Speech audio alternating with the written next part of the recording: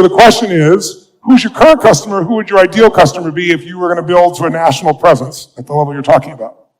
That's a great question. We do a lot of research on who's buying our stuff and why. And obviously we're an expensive product, so we're not for the average person. We're trying to educate folks in that beer is the most affordable luxury on earth. The best beers in the world are $6, $8, $10. Anybody can afford to drink like a king or a Saudi prince.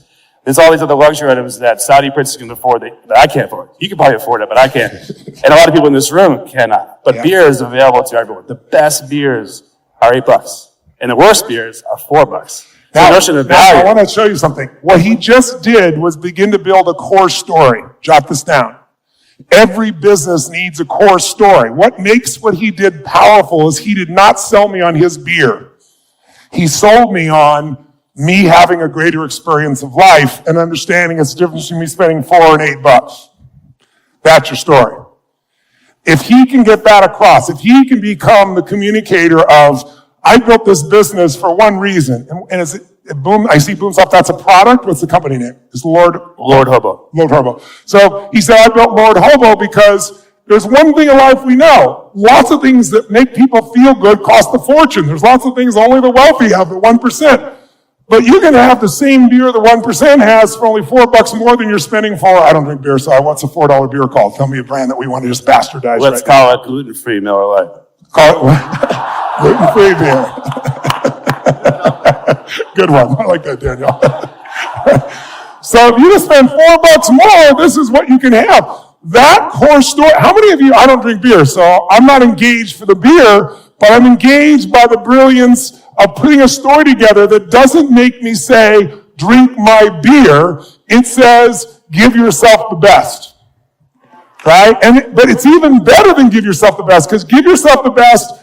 You know, the gentleman that founded, I was saying her, the tequila, Patron, right? Is a friend of mine. And what he did was he spent $25,000 to buy Patron. That's all he spent. It was a worthless little piece of shit company with a set of recipes and some old leaking things in Mexico. He had only one idea. His idea was, same as Steve Wynn, if I sell significance, I'm going to get a margin. He liked the taste. He thought it was unique and different than anybody else. But what he did is he went to France and went to a perfume factory and had them make those incredible bottles you see of Patron. It's a perfume bottle. That's what it is. And people in the perfume business ought to sell you unbelievably high expense for something that costs them fucking virtually nothing. Right? It's cats' asses and things like that. That's where that stuff comes from. So it's like this. Right? You got one for him. Go ahead. Make a bottle, shape of a woman, put it in a paint box, donate some to breast kids, and you'll sell shit out of it. He's giving another option as far as concerned. But the larger vision here is that you can sell all day long.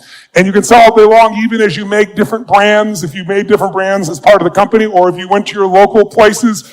That overall theme is your 100%. That you could sell all day long. That core story, though, how often is that being told?